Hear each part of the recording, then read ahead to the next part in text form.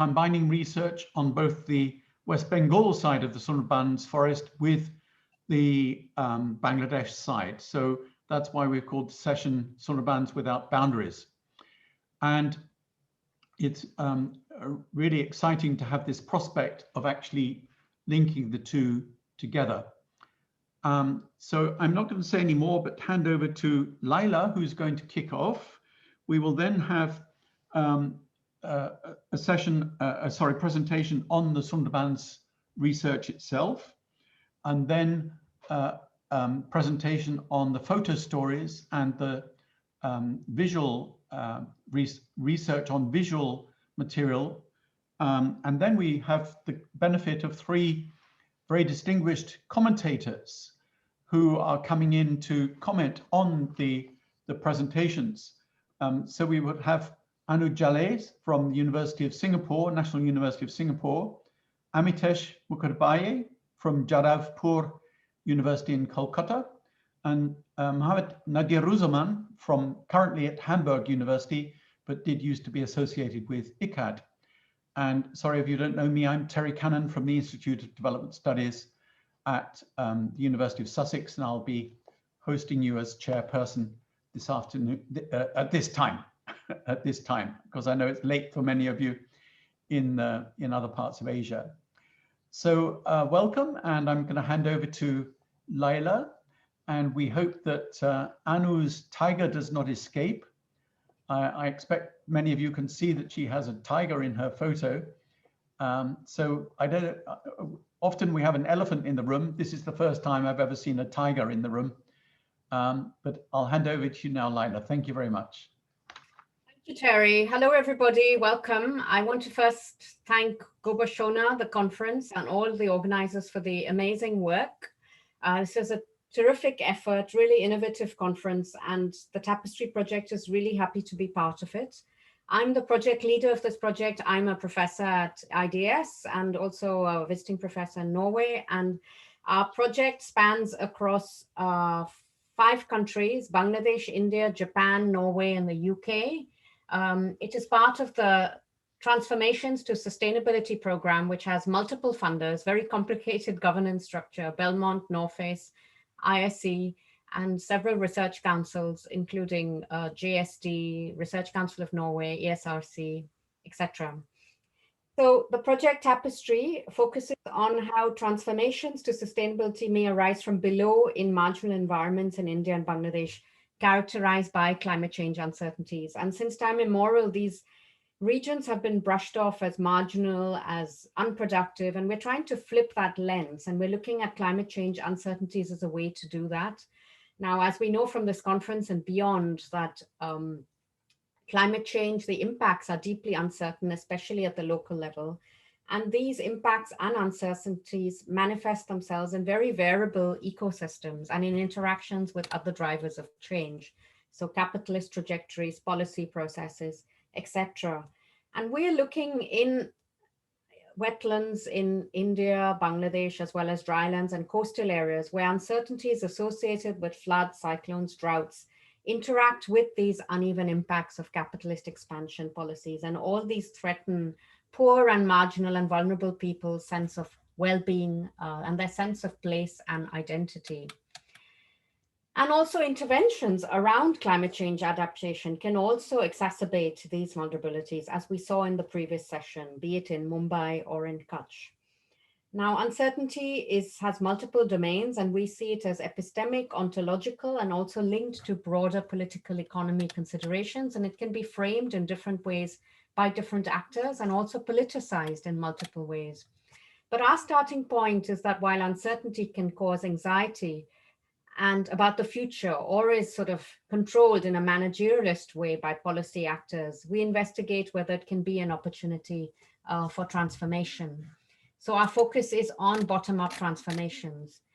Now we're looking at different patches of transformation. So Sundarbans is one patch, and the other two, which were in the previous session, are Kutch in Western India and Bombay. And we're looking at alliances or transformative alliances between hybrid actors, local communities, NGOs, scientists, can create socially just as well as ecologically sound alternatives based on multiple understandings, especially building on local people's own understandings and experiences of what transformation entails. And what's key in our project is transdisciplinarity and interdisciplinarity in co-production. So we are working across the disciplines, but we're also working across actors. So we're working with communities, with academics, non-academics, to create this kind of praxis of transformation, whereby praxis presupposes change in social arrangements or their reconstruction through the agency of individuals. Now, one patch is Sundarbans, and it's across India and Bangladesh and this delta. And we're looking at collaborative efforts between CSOs, local communities, and scientists around livelihoods and enhancing local biodiversity. Now, as all of you know, this delta is home to the largest mangrove forest in the area. It's recognized by UNESCO as a World Heritage Site. It's also a climate hotspot, but the attention on the Indian side has been on biodiversity and the tiger, often neglecting the rights of local people. And because attention has been on cyclones, storm surges, land erosion, sea level rise, disappearing islands, etc. There's a whole issue around attribution here. How much of it is because of climate change? How much of it is because this is a major delta with so many Himalayan rivers coming in here? How much of it is because of port development? How much of it is because of an active geology? And even earlier, last year, we had Cyclone Amphan. Earlier, we had Isla. So all these have caused a lot of devastation, especially to agricultural livelihoods. And on top of that, we have the pandemic. In both sides, we're seeing very unequal growth and trajectory. So you have tourism, you have shrimp farming, conservation, and all these are negatively impacting on local people and their rights. And also a huge out-migration and female-headed households. But, you know, there's a lot of commonality across. And what we find is that so TAPESTRY is trying to challenge state-dominated development trajectories that has tended to neglect the dynamic nature of the Delta, as well as its multifaceted development challenges. And we've seen that often there's been a huge focus on top-down solutions, for example, concrete embankments, and these could prove maladaptive in the long run. So we are looking and seeking out locally appropriate sustainable solutions that can expand livelihood options. Now, why are we interested in the transboundary? And I'm really, really excited about this session. And maybe thanks to the pandemic, we are actually forced to do these online webinars, which means we can actually break down these barriers and bring a lot of people together. So obviously the ecology, rivers, watersheds, catchments know no boundaries. And we have a very artificial boundary here, thanks to history and colonialism. There are huge cultural similarities. And these islands have, often I've heard policymakers say, you know, people haven't been there very long, only 300 years, but so what, you know, there's huge place attachment. And the islanders have created their sense of place, their syncretic culture. Different groups of Muslims, Hindus, Adivasis have created the syncretism, where, for example, the goddess Bon Bibi is venerated as their protector. A few days ago, Bangladesh celebrated the Bon Bibi festival on the 15th of January. And I believe the same festival takes place in May, and all over the Delta, Bon Bibi is worshipped and is seen as the savior, the protector, etc. And of course, Annu and others, Amites and others have done lots and lots of work on this, really exciting ethnographic work. And largely and sadly, we see the politicization in the Delta and also the targeting of minorities. Disaster and cyclones don't know boundaries. Amphan devastated both. And while the number of deaths were kept under control, so they say, because of disaster management, we have this recurring problem of the submergence of agricultural land, devastation, etc. And finally, there's a lot to learn and compare in terms of the role of states, of planning, as well as donors.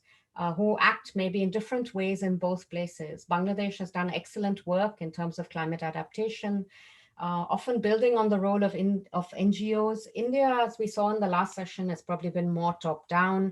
There's been greater focus on mitigation and not enough on adaptation. And in both, you have the marginalization of locals. So how can we break this? How can we be more transformative? How can we learn from the bottom up? This is really the start of a dialogue on the transboundary, and really excited about this. Thank you.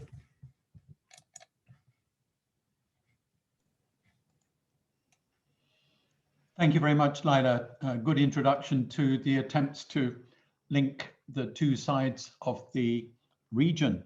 I'm going to call upon our next speakers now, who are doing a joint presentation. Shababa Haque, who's been at ICCCAD for some years, but now, to congratulate her, is moving to the University of Durham in Britain to take up a PhD opportunity working on deltas, research on deltas. And the second presenter is Upasona Ghosh, who is from the Indian Institute of Public Health, currently based in Bhubaneshwar. And they're going to talk about the actual research that has been achieved and of course disrupted by COVID in the two sides of the Sundarbans region. So I'd like to hand over to you first, Shababa.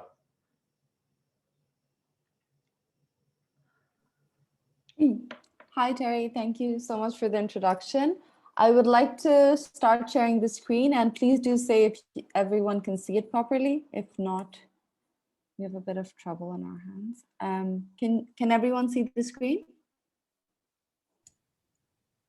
Yeah. Great. Upasona, my colleague Upasona will start the presentation, and then I'll talk about the Bangladesh aspect, and then the Indian and how Sundarbans is more than just Bangladesh, India, and it is beyond borders. So I'd like to introduce my colleague Upasona to take over. Thank you. Yeah, thank you so much, Terry and Shababa, and thank you, Lyla. Yeah, hi everyone, I'm Upasona Ghosh. So I have working in the Indian part of Sundarbans for close to a decade now.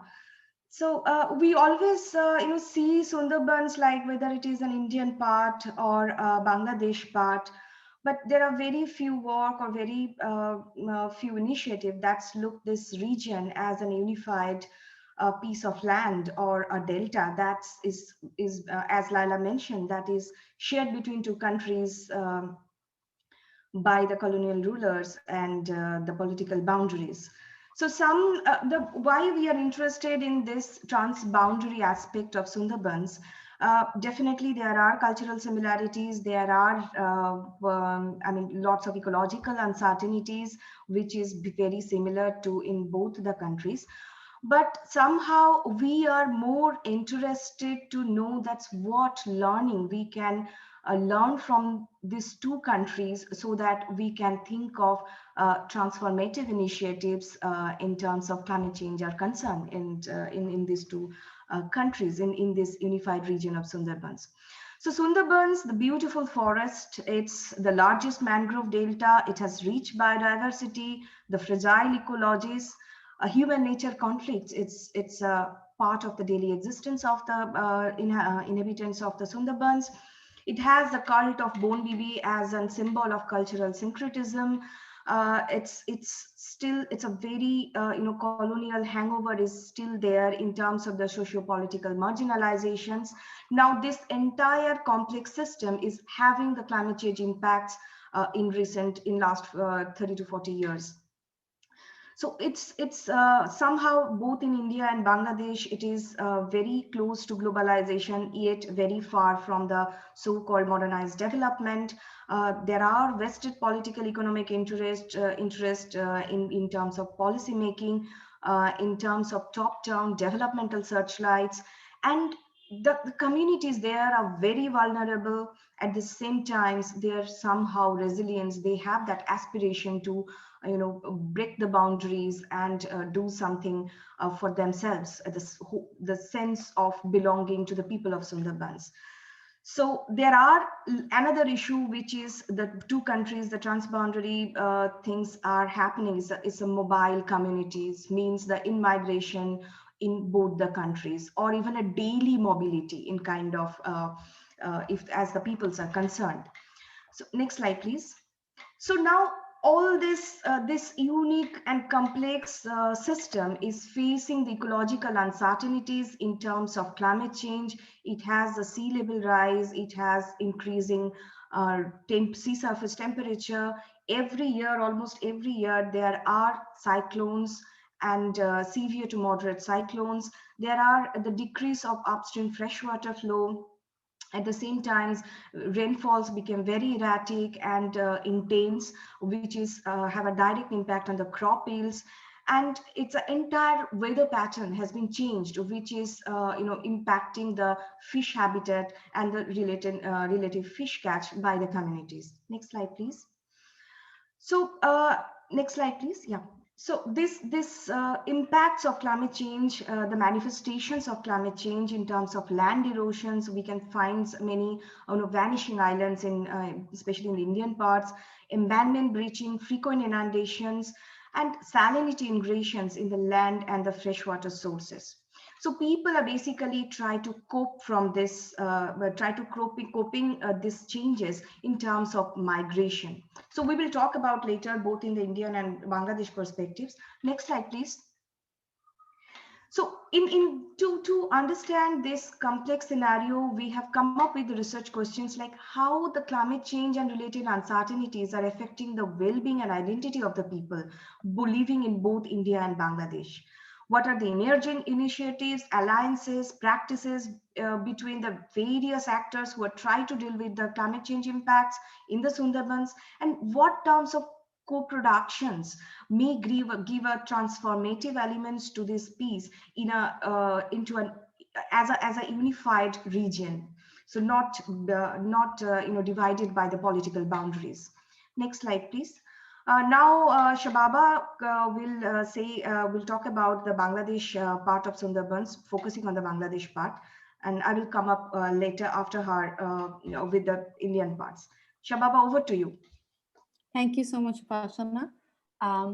Okay, so the Bangladesh Sundarbans is located in the southwest of the country. And because of the location of the Bangladesh Sundarbans and the geography and the socioeconomic status of the country, and specifically that area, the area is vulnerable to a variety of hazards and climatic shocks, making it one of the poorest areas in the country. My colleague Upasona mentioned some of the ecological uncertainties. In addition to those, riverbank erosion is also a very common phenomenon in the area. The series of cyclones, as mentioned by Upasona over the past decades, have caused severe damage to these embankments, allowing water to enter these agriculture fields, destroy livelihood of the local people who are dependent on agriculture.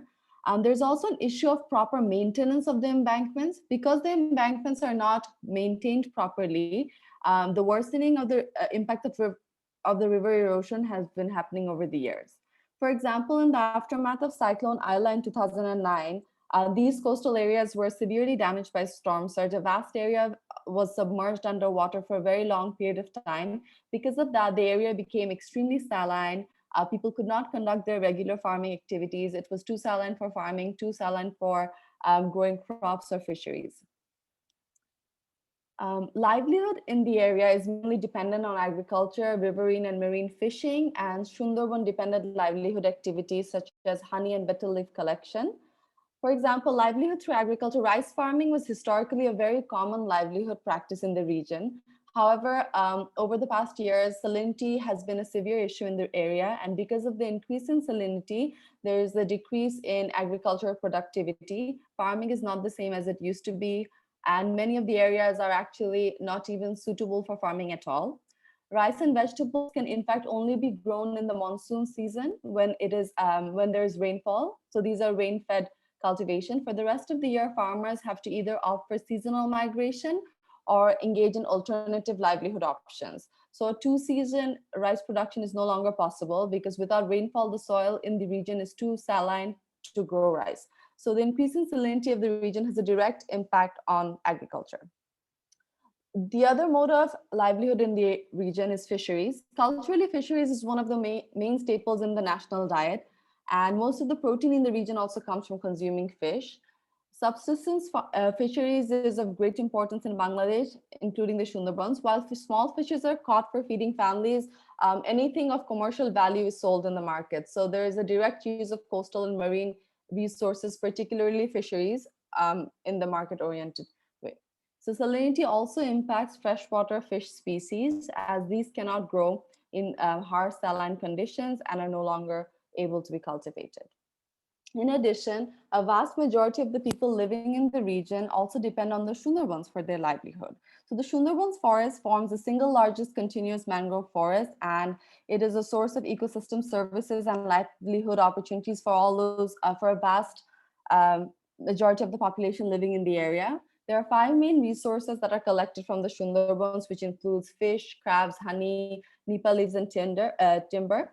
In the past years, entering the Sundarbans has actually become more difficult as it requires formal passes. But when we talk to the community members, they share that even if they do have formal passes to enter the Sundarbans, there is a lot of issues of taking bribes, which it makes it more difficult to access the Sundarbans. There are also issues of theft. So people, the money that they earn after working the entire day can easily be theft. So that is also an issue. A recent study showed that it's usually the poorer households that are more dependent on Sundarbans rather than the more better off families. So people who do not have land are more dependent on livelihood resources from the Sundarbans. Data from the BBS shows that villages skirting the Sundarbans are actually some of the poorest, with 42% living below the poverty line, mainly because near the Sundarbans, there are limited non-forest forms of income. Okay, so over the years, there has been a shift in the livelihood patterns. So the changes in ecology and climatic shocks resulted in people shifting from agriculture to shrimp, because when the soil became too saline, people could not do the traditional agriculture. As a result, they had to move to shrimp farming, which can sustain in more saline conditions. However, over the years, shrimp farming has proven to be more volatile. And as a result, people shifted towards crab farming because crab is more resilient to extreme salinity and it is more lucrative and profitable in the area. If you go to the area now, you can see acres and acres of crab farms farming both soft shell crabs and hard shell crabs in the area. Most of these is imported, so to China, to Hong Kong and Singapore. And most of the local people in the region work in crab farms as day laborers. So during the month of lockdowns, I think at the beginning of the lockdown, we had the chance to visit the area, and they were saying that because of the lockdown situation, the borders were closed, and which is why many of the crab farms were also closed. So globalization in this case have actually affected their daily livelihood, because when the crab farms were closed, they did not have anything to do, and they're day laborers, so they depended on this for their daily livelihood. A lot of other shifts are also happening.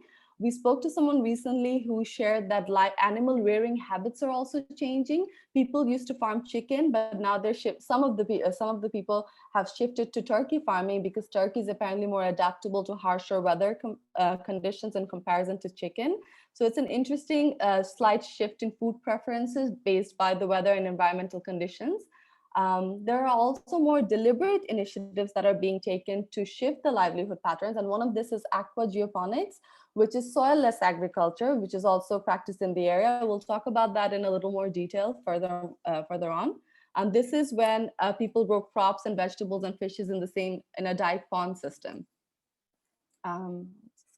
Okay, so survival over identity. So when we spoke to the people, we asked them about their identity and how they feel about their identity of being dependent on the Sundarbans, working in the Sundarbans. And while most of the people are proud of where they live, they're not stuck with the idea that they have to live there. I think for most people, if they find better livelihood opportunities elsewhere, they wouldn't mind availing it. This is especially true for those without land. So this is more true for those without land.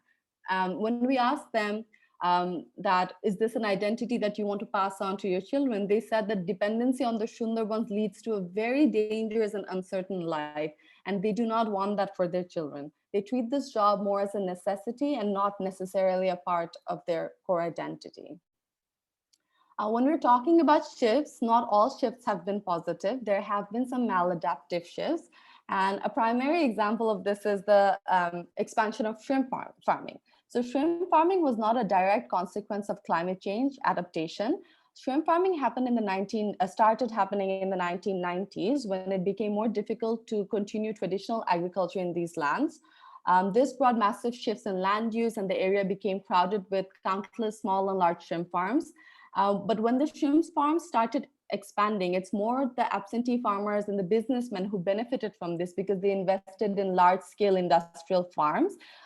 The other issue with shrimp farming is shrimp farms require less labor than agriculture which is why a lot of people became jobless. And the small scale, the neighboring land, which is skirting the large shrimp farms, also became more saline, which made it difficult for those who cannot afford shrimp farming to continue doing agriculture in the region, causing mass migration as well. In recent times, however, people do not trust shrimp farming as much anymore because it has proven to be more volatile, especially for small scale farmers. And when we spoke to some of the people, they shared that if given the opportunity, they would still prefer to do agriculture because they feel like agriculture is a more safer way of living. I'll just go to the next slide. So if we talk about migration, migration is a very common thing in the region, and they treat it as part of their daily life, be it seasonal or permanent migration. When we spoke to the local people, they share that it's usually the male members of the area who migrate both seasonally and permanently, and the motivation is mainly linked with income generation.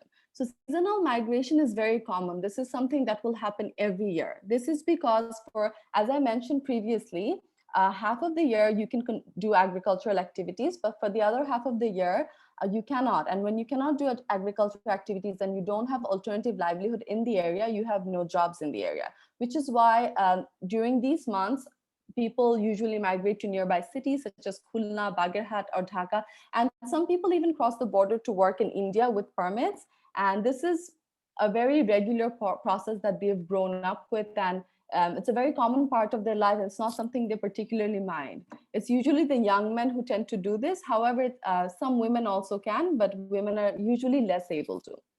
In case of permanent migration, this is less common, and it happens more with middle and low income groups with little or no land. So it is usually the poorer groups who have to do permanent migration because of the loss of livelihood opportunities in their land. I am aware that I might be going a little too slow because I saw Terry appear on the screen, so I'll just rush through the rest of the presentation. I think maybe rather than rush, pick out some key points. Yes, I will do. Thank you Thanks. for the quick reminder. I did realize that. So in case of vulnerabilities, while we do acknowledge that most people in the area are vulnerable to some extent, some are definitely more vulnerable than others. We've noted that the ethnic minorities, specifically the Munda community, which is an indigenous group living in the region, they're very vulnerable because they rely solely on NGO support for their livelihood, because they don't have the links and the networks with government officials or political leaders. Oftentimes they have no right to land, and they mostly work as day laborers, which is a very vulnerable sort of livelihood.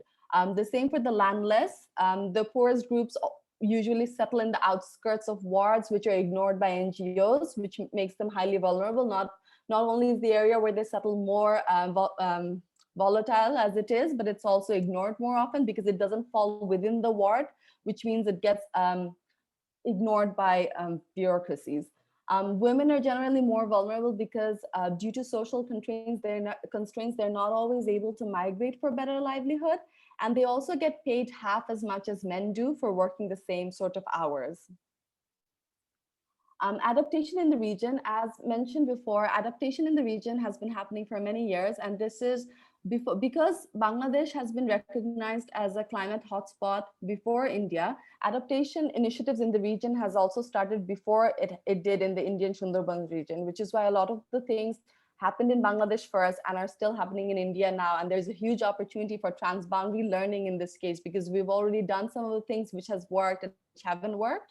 And we are looking forward to pass on pass that knowledge onwards.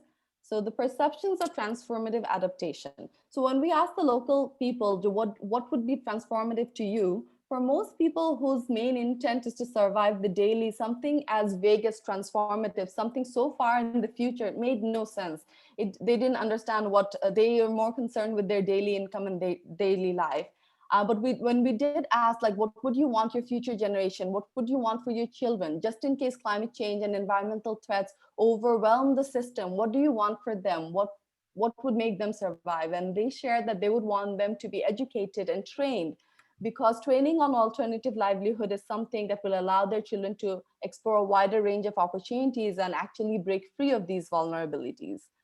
When we ask the same questions. Yes, sorry.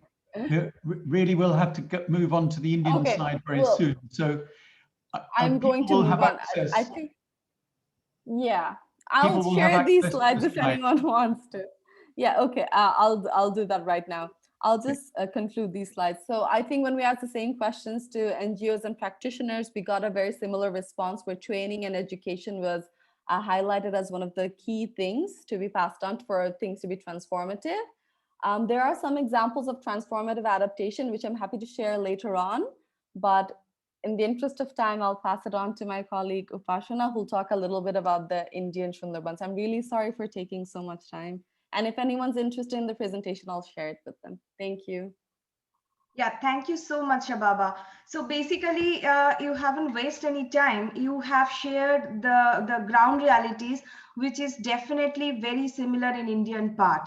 So that's why, I mean, Shababa was talking about the perception of the local people, perception of the NGOs, and the transformative initiatives. So definitely these things are very, very, very similar in Indian part too. So next slide, please. Tasvia, can you change? Directly go to the next one, because we have already covered this ecological uncertainty points in both me and Shababa has already talked about it. So, I mean, can you please move the previous slide? Yeah, please stay a bit here. So see, what we were trying to capture and that's like how the livelihood pattern due to as an impact of climate change or as an impact of many other drivers, like the globalization, like the recurrent cyclones and floods and rapid land erosions, the entire livelihood has a kind of in a transitional phase. So the economy of the Sundarbans in both the countries, which were mostly on self-sufficient, I mean production, they based on their own production, now changing towards a caste-based economy. So previously, if we see that, you know, forest collection, agriculture, fishing, prawn seed collections, those were the traditional livelihood of the people of the Sundarbans. They shifted a bit in terms of bitter leaf cultivation, especially in the Indian part. Then again, when they trying to lose their when they are losing their lands and losing the agricultural field due to the salinity, they shifted towards the agricultural or any kind of wage laboring. As a byproduct, especially in the Indian part, it has crab catching has emerged as a upcoming livelihood. But at the end, which is a present situation, is the migration, the seasonal, especially the male migration, is, I mean, most relevant options for people to move out of the Sundarbans to get the alternative livelihoods.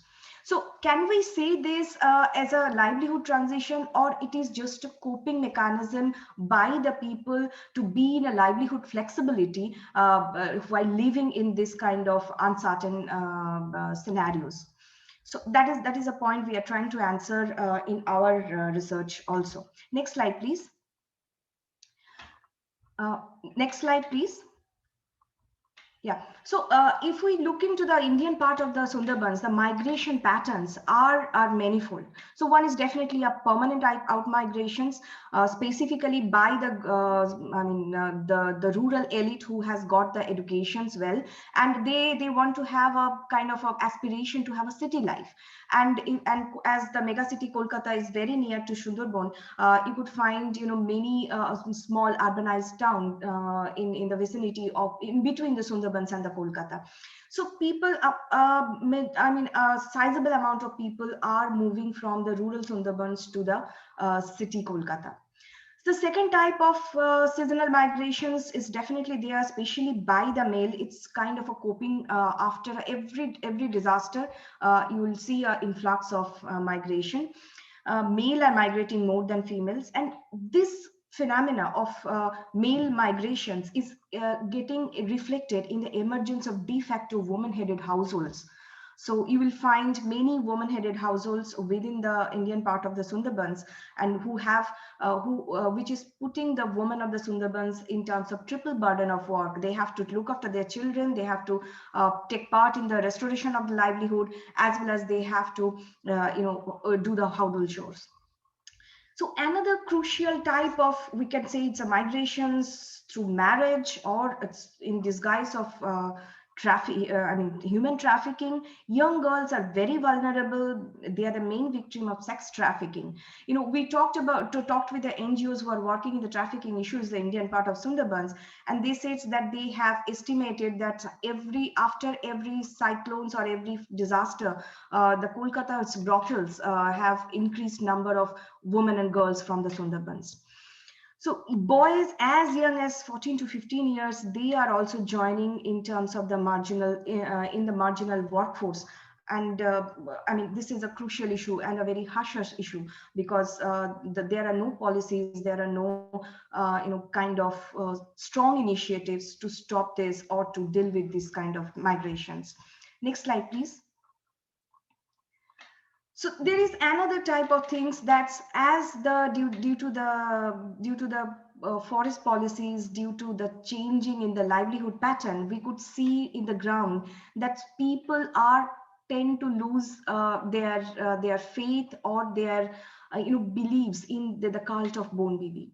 So maybe the migration is one result, and they are more tend to believe on the mainstream goddess like Kali and Durga or Islam. So this is a social transition which is a byproduct or a cascading impact of the climate change induced livelihood uncertainties, we can say. But we need to dig more, need to dig further and prepare a strong case for this also.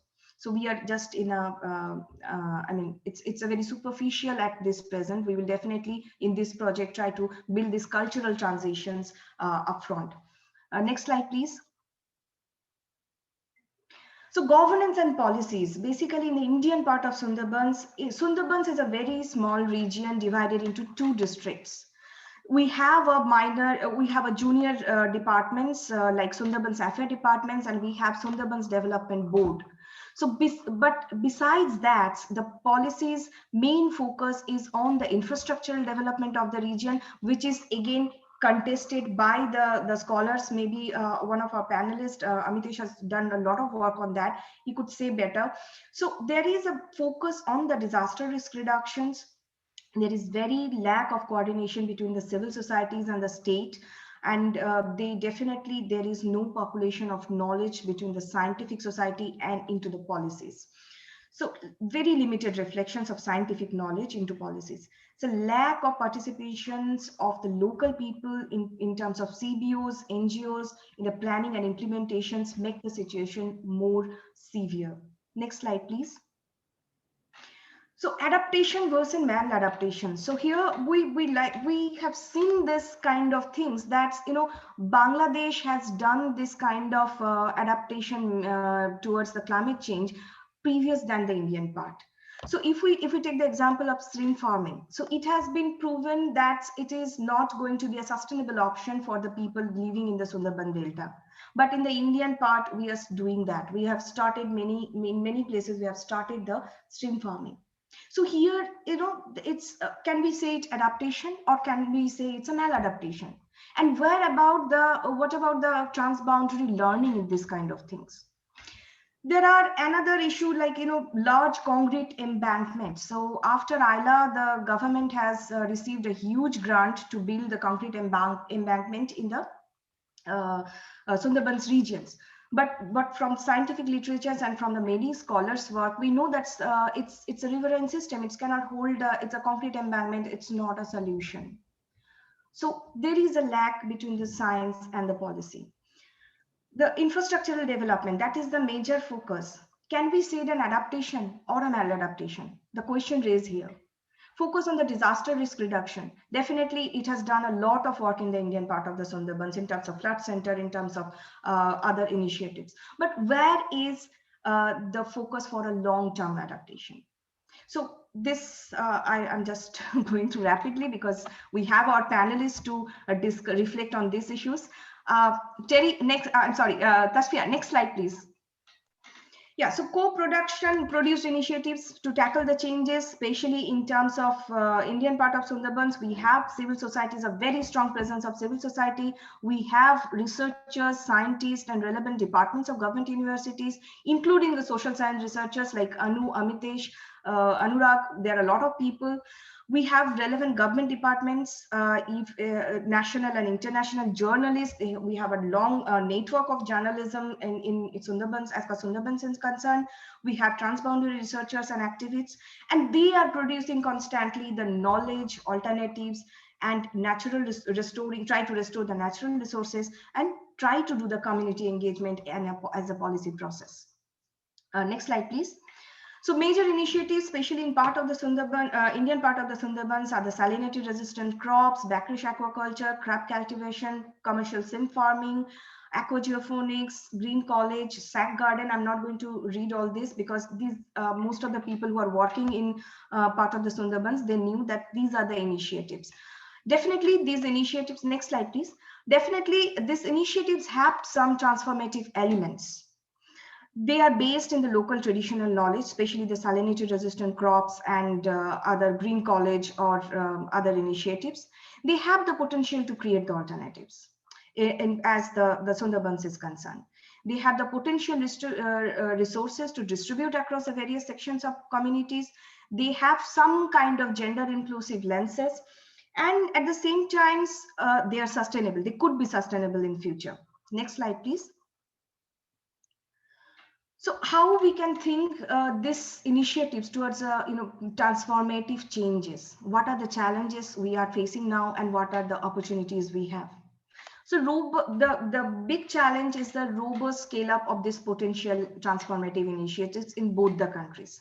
Especially as Lyla mentions, that our whole project is a patchwork, is a tapestry. So presently all these initiatives are very scratchy and patchy in terms of their catchment, in terms of their we need an integration in this process. The stronger linkages between the partnerships, the local government and the civil societies can scale up these initiatives, and they have the potential. Equitable distribution of the resources. All these initiatives in both the countries are very, very top down, and in somewhere they are not equitably distributed to the poorest of the poor.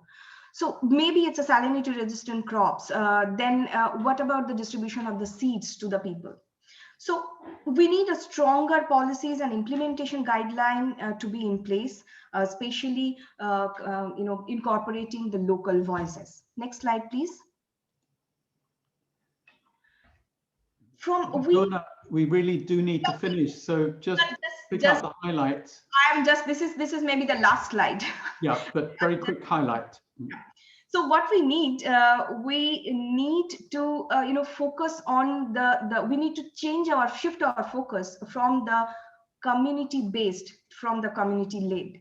So I mean, maybe I'm talking about vice versa. It should be a community led other than a community based initiatives. So all these initiatives in terms of transboundary learning, we need to think how we can think about Sundarbans as a unified region, because we never share both the countries. Maybe we have political debates between us, but we never share the learnings with each other. So that's maybe there are a lot of players working in this regions, in this two politically divided region. So we need to club how we can think about unified ecosystem and how we can share our learning so that we can have a better future for the people of Sundarbans. So that is the discussion, that is the things that we would also like to listen from our panelists, and all of them have worked a lot in this regions. So I'm not going to discuss any further. So maybe. Thank you so much. Thank you so much. Wonderful and very rich.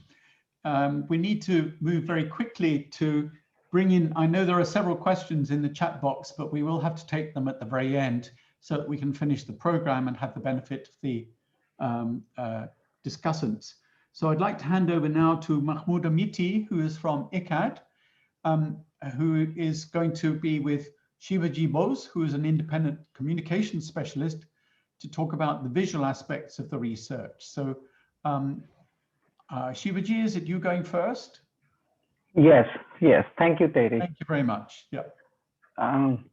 Yes. So the next presentation, this presentation is a visual storytelling session from which we will aim to sketch issues of vivencia, lived experiences, representing climate change, uncertainty, and transformative actions in both Bangladesh and Indian Sundarbans.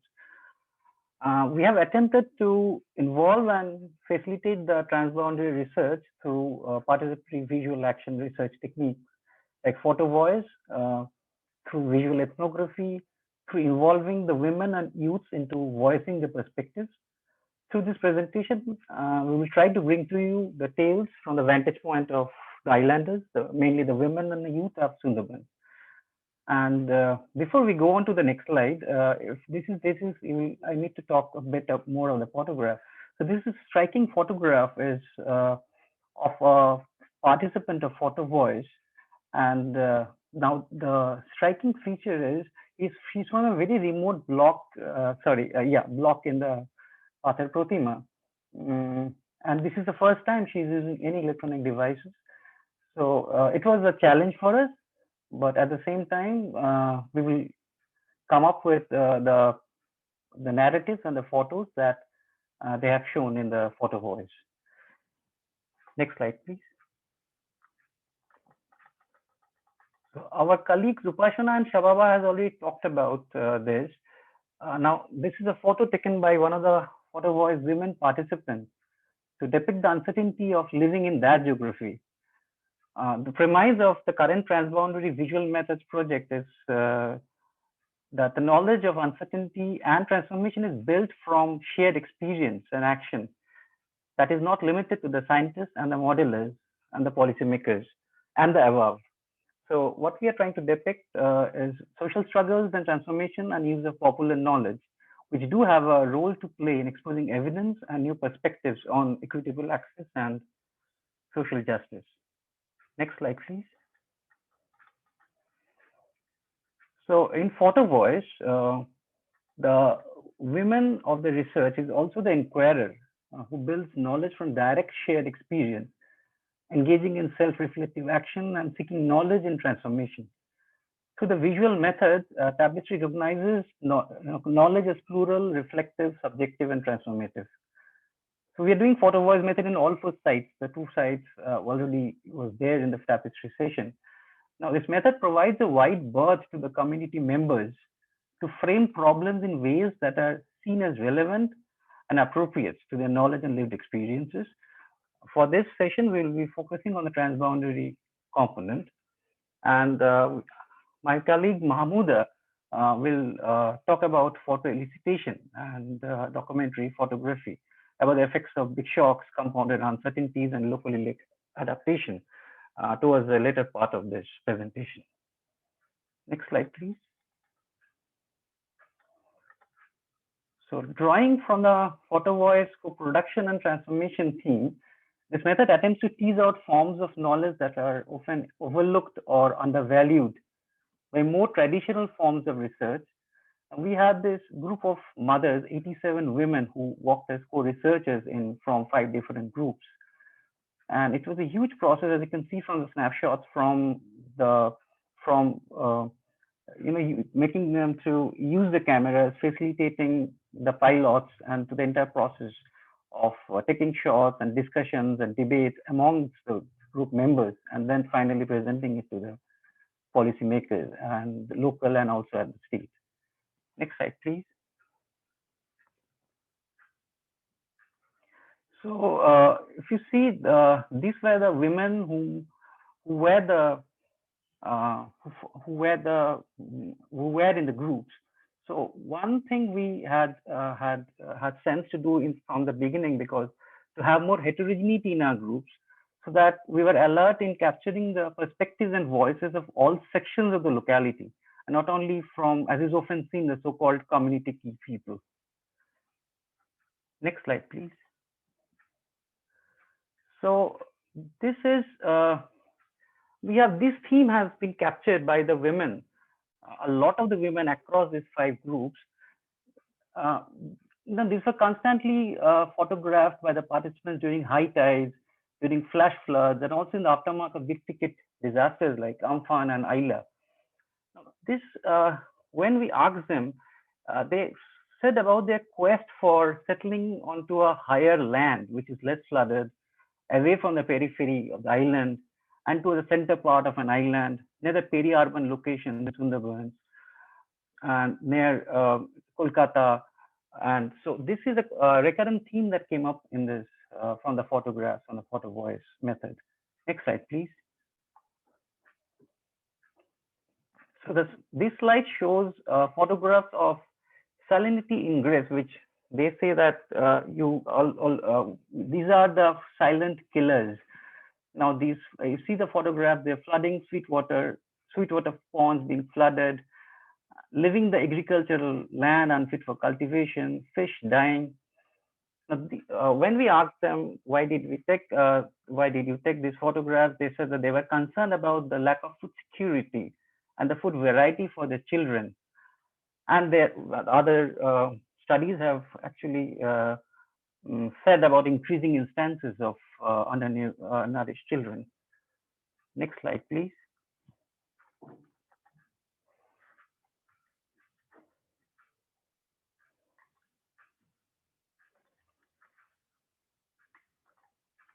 So this is this on the left.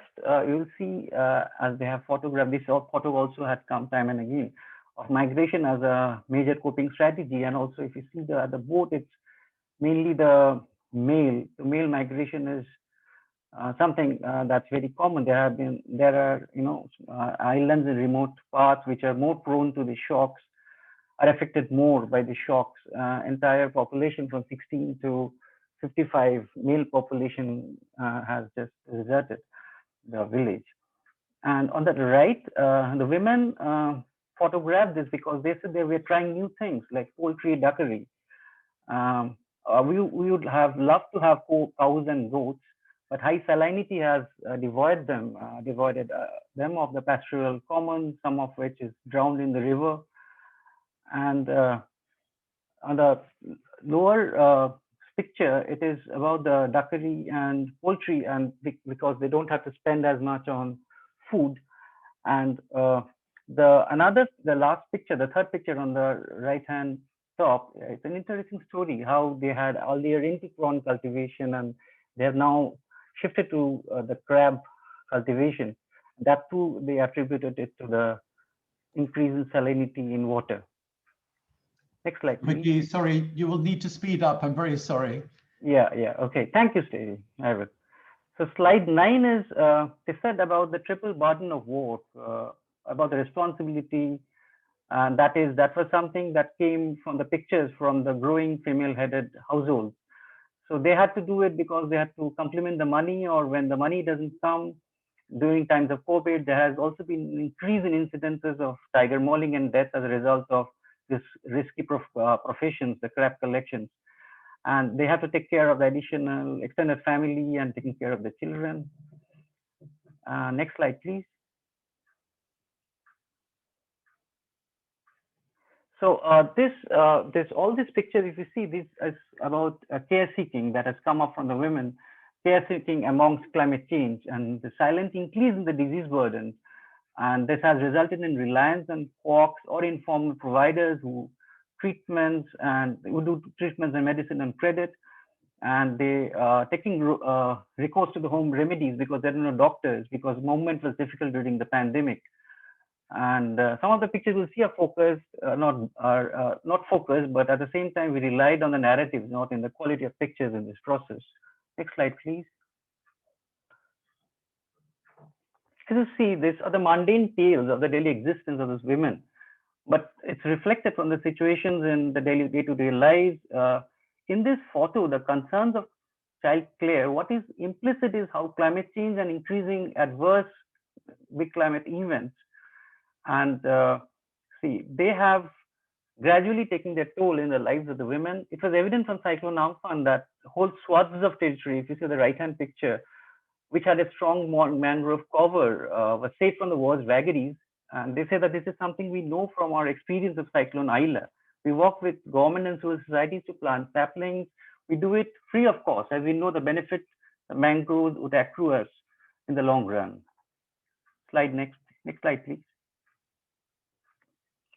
So this photo was presented to the policymakers. Now that was the objective of this process, was to get the evidence from this iterative learning to provide new insights and perspectives, and will thus combine scientific knowledge with lay knowledge. And we thought that this is itself an agent of change, of transformation. So some of they could achieve a lot through these presentations to the policymakers, having all-weather roads, 24/7 medical staff. This was actually taken in Kultuli, drinking water, and embankments. Next slide, please.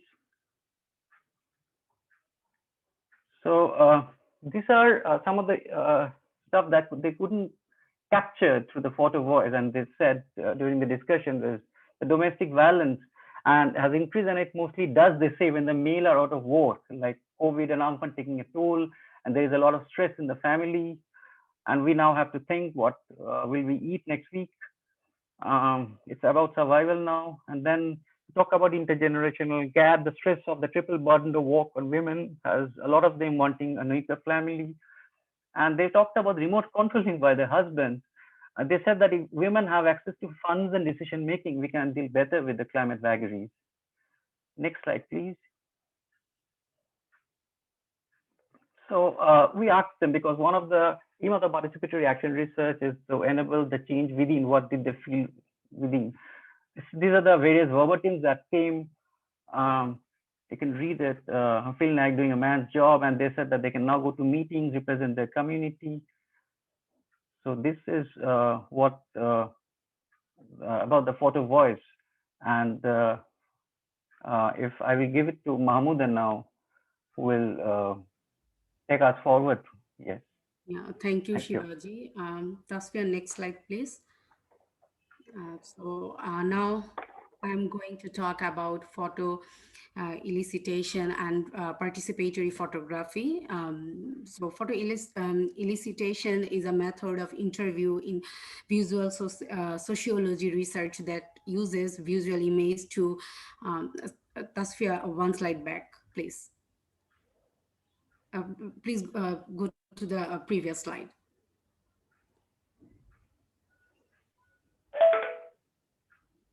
Yeah, that one. So photo elicitation is a method of interviews in visual, I'm not sure of what is happening here. Tasvia, can you just go in slide number 15? Is it okay now, Mahmuda? No, it will be like a picture with a destroyed house. Yeah, that one. Yeah, thank you. Correct, Yeah. Sorry, the photo elicitation is a method of interview in visual sociology research that uses visual image of illicit comments. The type of image used include photographs, videos, paintings, cartoons, and so on. And participatory photography is another method that involves community members using photography creatively to make a difference in improving their environment. So though cyclone is not new to them, suddenly the dual burden of COVID and Amphan increased the uncertainty in that area. So the local community, especially youth, took a few pictures of the disaster to show us like what happened during and after Cyclone Amphan. So here are some pictures of it as a part of photo elicitation and participatory photography in both Bangladesh and Indian Sundarbans side. Next slide, please.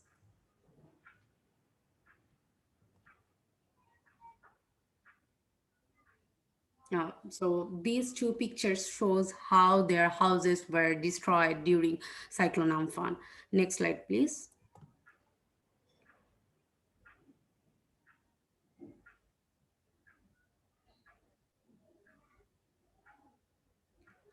Yeah, in this picture of the left side,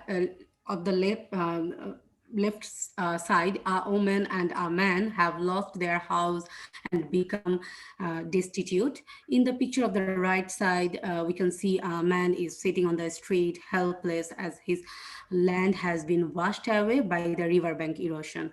Next slide, please. So this picture actually shows an electric pole falling into a house and causing 2 casualties. Next slide, please.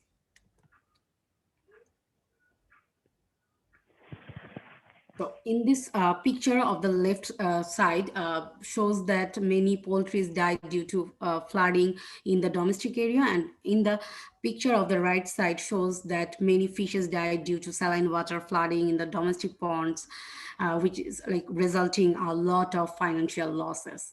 Next slide, please. Besides all of these losses, like we can see many agricultural land were submerged in the flood waters, for which all the crops of that land were ruined and no cultivation could be done in that area for many days. Next slide, please. So here we can see that the section of embankment washed away during Cyclone Amphan, and in the right side we can see that a road of the primary school cut off, for which the children couldn't go to school for many days. Next slide, please. The local people took several steps as an immediate initiatives. So for example, in the picture of the left side, we can see an old man lying in a temporary house built by the local community. But he still suffers for uncertainty about what he will do next if another disaster hits in the same area.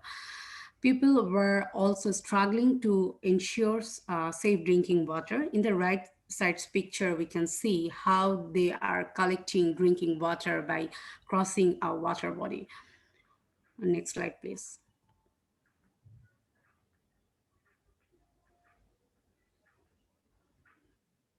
Next slide, please. Okay, so however, we shouldn't forget that we had this super cyclone during the COVID pandemic. For us, this is just a cyclone, but for them, it is another disaster for increasing uncertainties. Sorry. So they are maintaining hygiene to come up from this COVID pandemic. Next slide, please.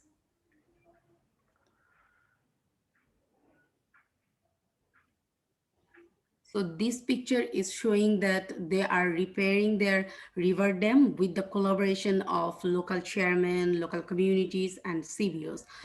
On the other hand, the picture on the right side was taken 3 months after the cyclone Amphan. Actually, that time there was a high tide in Bangladesh, so that the river embankment broke and the whole village was submerged. However, not much has been written in the newspaper or covered in the television news about this silent disaster. Next slide, please. So these pictures are some examples of the locally led adaptation practices in the tapestry patches, which has helped the people of the area to turn around after the disaster like Cyclone Amphan and during the COVID. So they have started vegetable gardening and fishing at their home by maintaining proper distance. Next slide, please.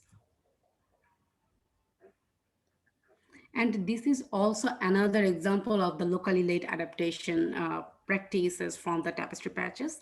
The picture of the left side is showing how the local are conserving seeds of the traditional saline resilient and bioorganic varieties. And in the right side, we can see how they are storing the traditional vegetable seeds varieties.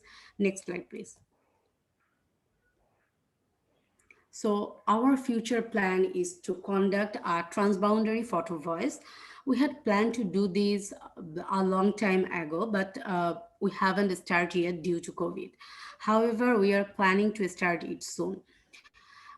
We are also aiming to involve children for painting, reimagining the space, like how they want to see the art or how they want to react with climate change and uncertainties, all of these things. So we have Another one is digital diaries. So since we cannot go directly to the Sundarban due to COVID, we have started working with the digital diaries method as an alternative plan. So it's all from my side. Yeah, next slide is, thank you.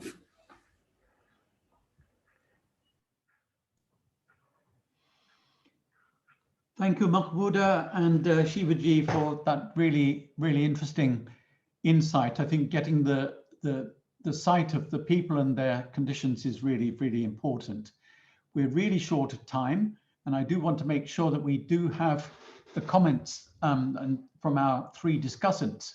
And hopefully there'll be time for a few questions at the end, because there are a couple in the chat box.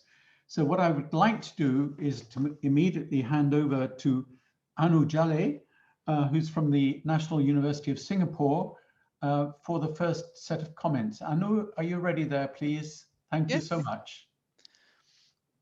I really enjoyed the PowerPoint. It was so well made, and it raised quite a few important issues.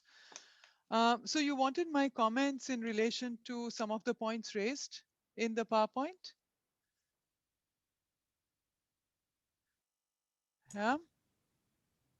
Sorry, Annu, I think you can decide how you would like to use your time yourself. Did it provoke any particular? Do you want me to go first, or should I be in conversation with Amites, or I can just say a few things. If Amitesh and Nadir, if you want to turn on your cameras and microphones, then you can just feed in as you want and feed off each other if you want. We just have 20 minutes, so I thought it might be best perhaps to be in conversation. That's fine. Yeah. And add in to what yes. The other two. Amitesh and Nadir, would you like to turn on and join us? Sorry, Terry, can you just start my video, because I can't, it seems that the host has stopped it, so it doesn't allow me to restart my video, although I unmuted myself. All right, Annu, you start and then we'll try and sort that out. Great. So how is climate change affecting the well-being of the people? One of the points raised. And recently, Amitesh and I have, we wrote a piece on Amphan, but we are now writing a piece on managed retreat. Amitesh, would you like to say a few words on this? In relation to, what are the initiatives also addressing climate change challenges in the Sundarban? I suppose this is something quite new, which hasn't been mentioned at all in the PowerPoint, which I think could be something we could just talk about briefly. And the other point I wanted to talk about briefly was perhaps mental health issues and migration. I think these 2 points are quite important. And I just want to mention some of the scholars doing some tremendous work on the region for those of you interested in the Sundarbans. So. Yeah, thanks very much, Anu. Yeah, I must thank the presenters. Lyla's brief introduction and subsequent presentation by Upasona, Shababa, Shibaji, and I think Mahmood for the intellectual and the material context to sort of try and talk a little more about how we kind of place ourselves in relation to this entire discourse about climate change, managed retreat, and all that has been invoked in trying to protect this place, trying to protect people, maybe trying to think of certain solutions for people by those who do not always come from Sundarban itself, but from outside. And of course, we've written this article, and we are in the middle of yet another write-up and the piece on the managed retreat. And the reason why we thought that we should write something on the managed retreat question is that it's been once again an attempt to sort of try and handle this whole question of climate change, moving out of the place in situ solution to the problems of the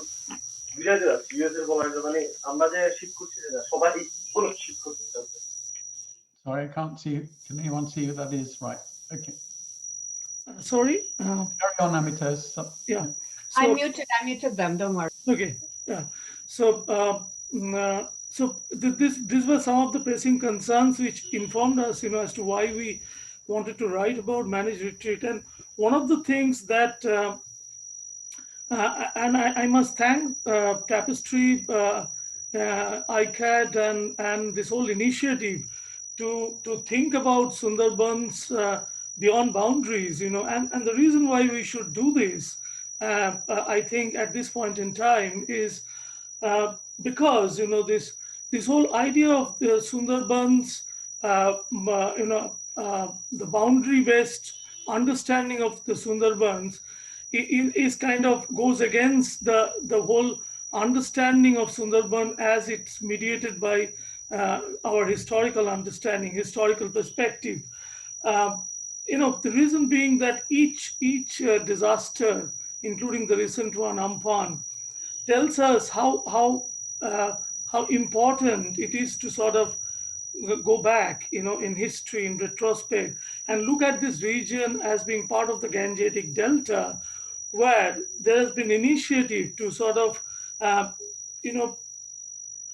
settle people on lands which were highly unsettling, and more importantly, to turn unsettling land into settled sources of revenue, which I think is the beginning of the way in which we must, sort of reverse the lens with which we had looked at this region, and because this whole idea of turning this unsettling place into something of a settled source of revenue is the land-water dichotomy, which has been central to the whole idea of land making in the region.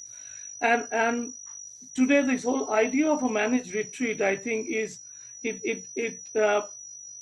takes us into this entire plane of how important it is that we need to reconstruct this dichotomy, the land water. And whereas the livelihood practices, the ways in which people mingle with this landscape, the ways in which people relate to their everyday life around different issues of the Delta,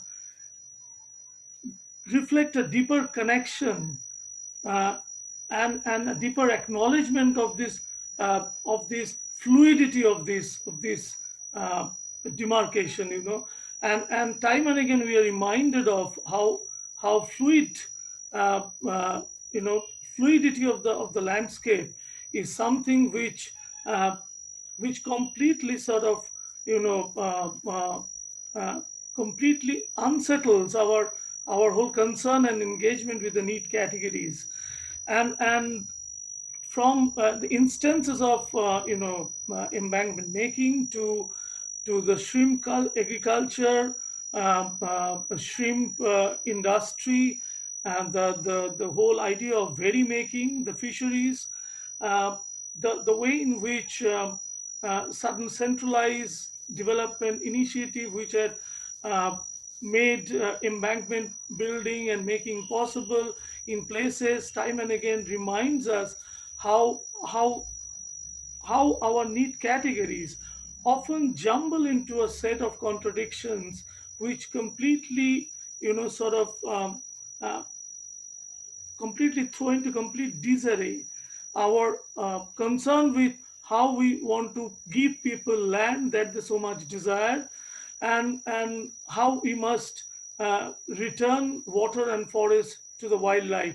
But the whole way in which this whole practice, the livelihood and otherwise, the way it unfolds in the Delta, time and again tells us deeply that there are, diversity of desires and diversity of rationalities, which I think are much more found layered into people's livelihood practices, found minutely textured into ways in which people engage forest, land, and water on an everyday basis, time and again in the Delta. Thank you, And this is, Amitesh. Can I and bring this in, is, I think, is the sorry, crucial could I point just that bring in Nadir people, here?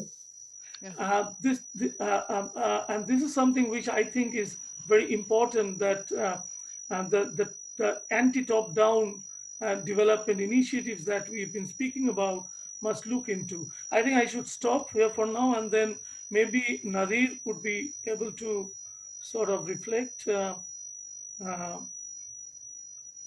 Thank you. Nadir, do you want to come in?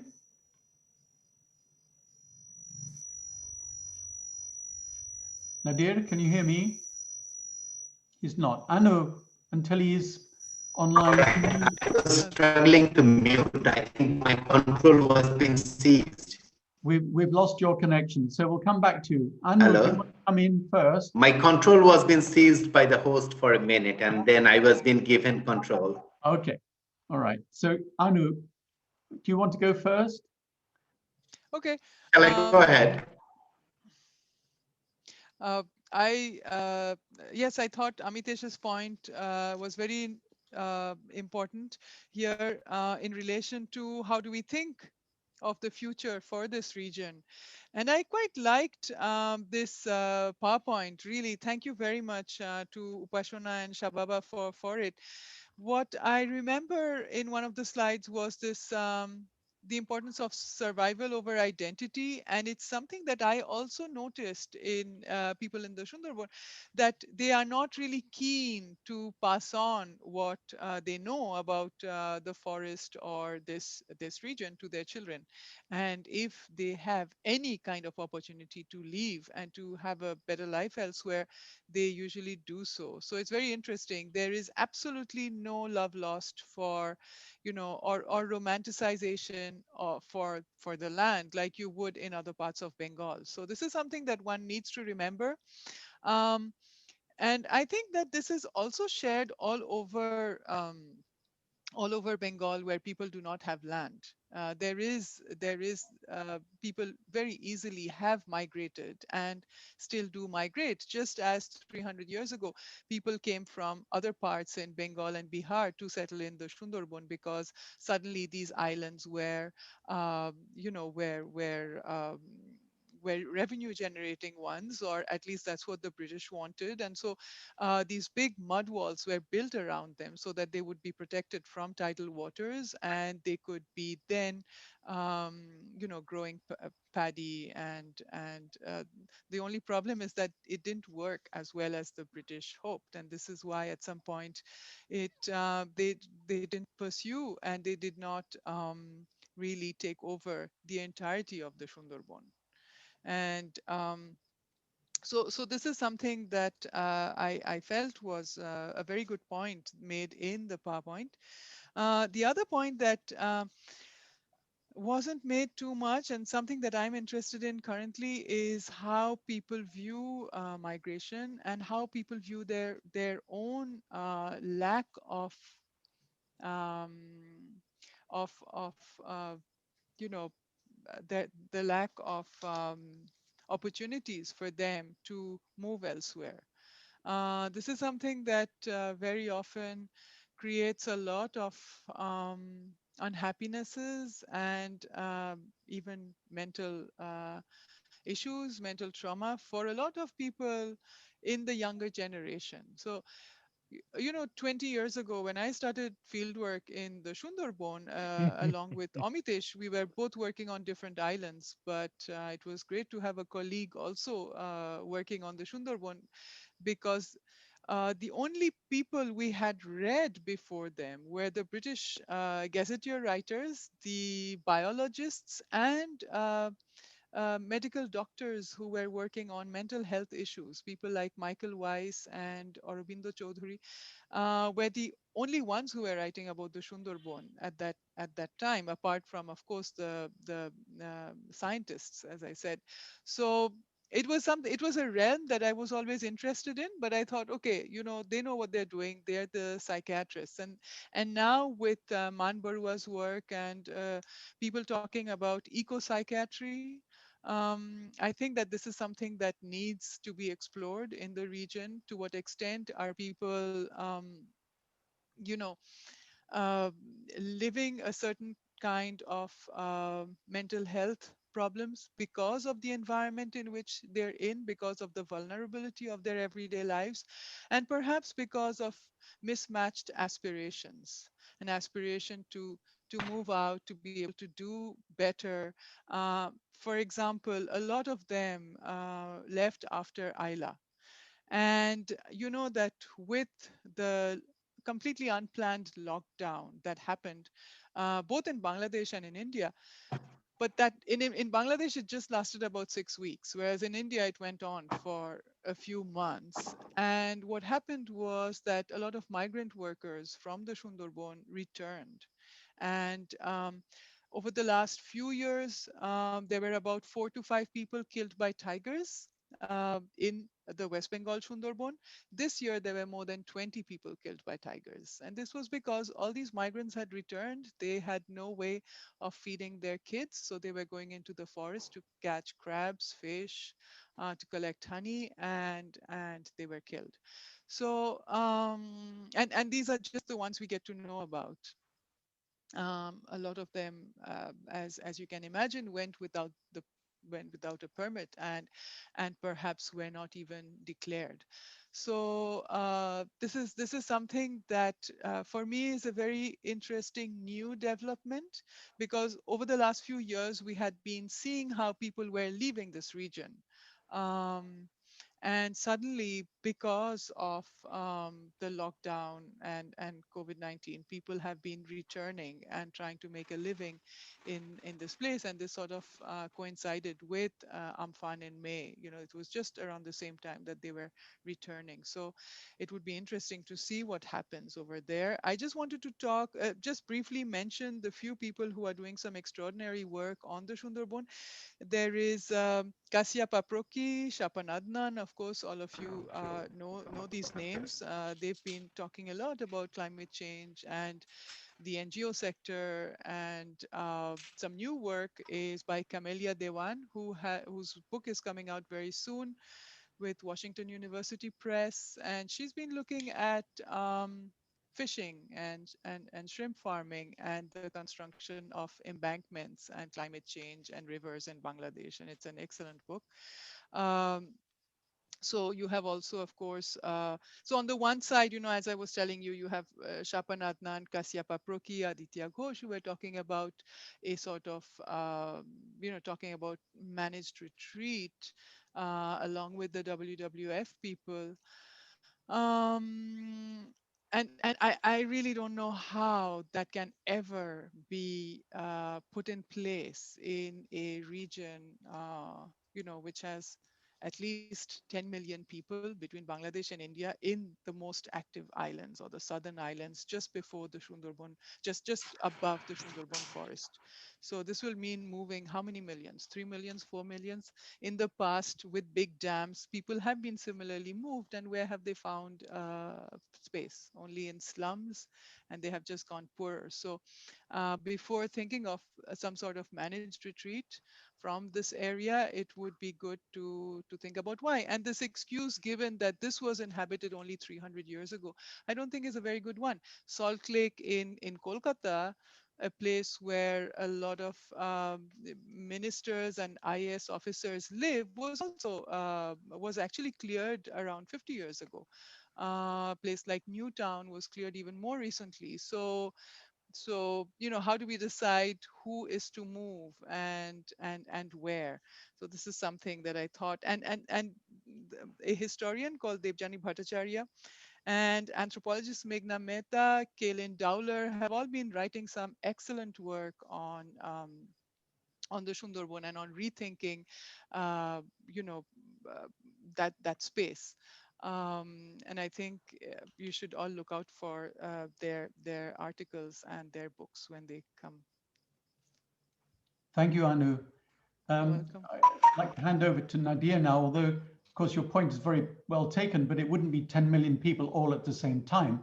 That would be over But quite a number. how many? Where do you stop? You know, so it's 10 million people between Bangladesh and India. And how, you know, at no point do I see a figure of, okay, so these are the islands, these are the places where we need to move people away from. Thank you. And where, you know, in the most populated part of the world, between Bangladesh and West Bengal, that space is the most populated in the world. Where would you put these people? Well, on the Bangladesh, I don't want to speak as chairperson, but on the Bangladesh side, there's some quite interesting work which ICCCAD is doing on the idea of climate-friendly cities and towns, which would receive migrants, but they would be have an incentive to move rather than being made to move. And on the Bangladesh side, the discussion is not about any kind of forced migration at all. It's about providing alternatives and incentives. And I think that means that it would be a trickle, especially based around young people. I don't know if there's a session in this conference on it, but this is a serious discussion that's going away. I call it supported migration. It's not managed retreat. We have to take that terminology away from IPCC and use the terminology which I think is more people-friendly. I prefer the phrase supported migration. And of course, they won't ever go to any land. There's no land for them to go to. So this is about having a completely different kind of livelihoods, in which there is education and training, which fortunately is part of the results that we heard about just now in the photo voice. When people were asked what they would like for their children, it was exactly training and education so that they can do something different. And the people were not romantic about the idea that they should carry on living and struggling in that place. But I'm taking too much time, so I want to hand over to Nadia, please, because we paid him an awful lot of money, as we have you, of course, to do these comments. No. So I don't want to waste that money. Nadia.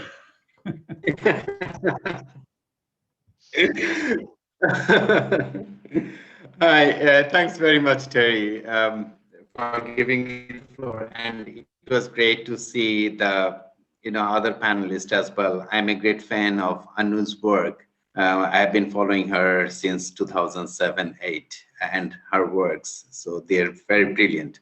Anyway, but I actually want to start with a little bit different. And thanks very much, Shababa and the whole team for the nice presentation. But as I always think that being in the academia, one of the challenges is that we are often very polite and we often really are very much British in terms of telling the truth. So we always have a very veil of saying the truth. And one of that is particularly when we challenge the existing idea of who we really criminalize. For example, if I say that in the whole process, we really have not sort of pointed our finger very firmly towards the government or the infrastructure. They have been making those people living at the fringe very vulnerable. So that is one of the things which I think is very important. Why I'm saying that?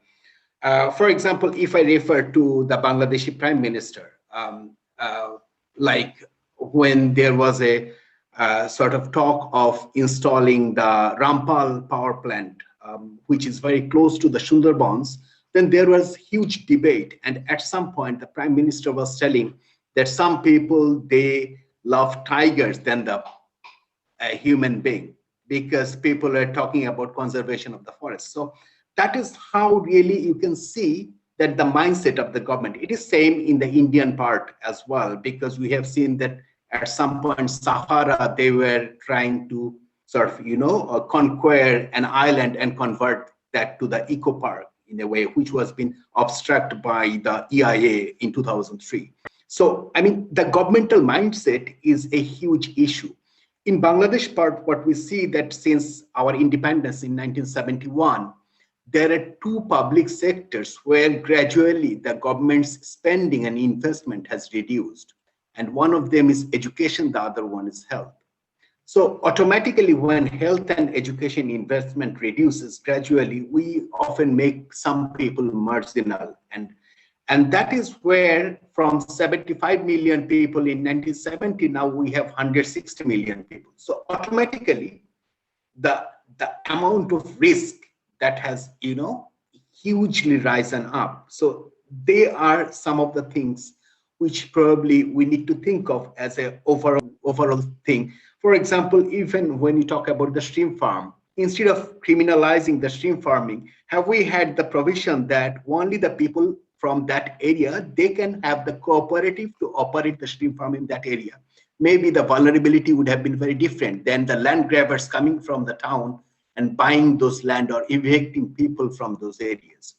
So these are different way of sort of seeing, and that is where in theory, when I see your theory of assisted or supported migration, in theory it is very possible, but in practice that is where the challenge is, because we really do not have very bottom up and development mindset in terms of supporting the poor or extreme marginal people.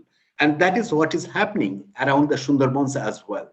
I mean, the first thing is that when we talk about this cross-border Sundarban initiative, one of the major challenge is that in terms of sort of working cross-border particularly between Bangladesh and India, where the political relationship is very sensitive, where we suddenly become very Bangladeshi or very Indian in our research. So, I mean, that is one of the area we have a different nationalistic angle of looking into the problem. And we never had a very open consensus or that thing, which really need to be clarified in this area. The other thing is that, and that is what we see, that the state mindset and the academia or activism mindset are very different. When India and Bangladesh collaboratively at the government level, they install the Rampal, which is very close to the Sundarbans, and the environmental activists, they protest on that. And it is not only the Rampal, but also the overall, mega projects and very pro-rich development endeavors, which is happening around the Sundarbans. If you even remove those people from there, I don't think that that would really do very good for the Sundarbans. If we think about, the offshore, the seaports, or even, the mega projects, which is sort of being installed around the Sundarbans, and the way there are, different kind of invasion, developmental invasion within the Sundarbans, and that is taking place.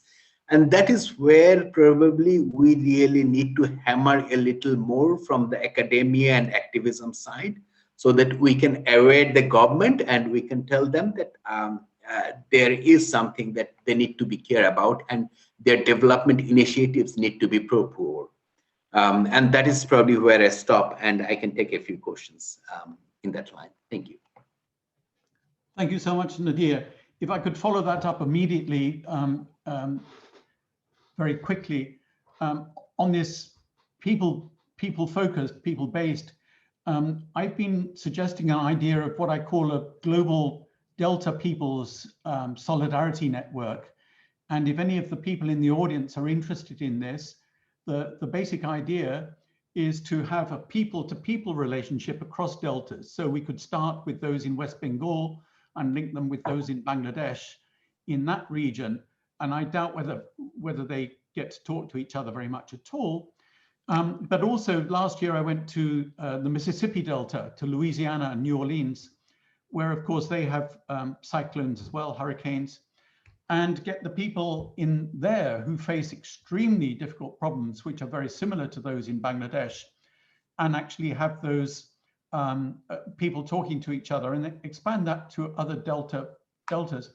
Because of this problem, which has come up, that those contain a very large number of people, millions of people who are in the front line of sea level rise. So get them to be in solidarity with each other. So if anyone's interested in that idea, I'd be very pleased to hear from you. The Global Delta Solidarity Network, perhaps the model for that is the International Slum and Shack Dwellers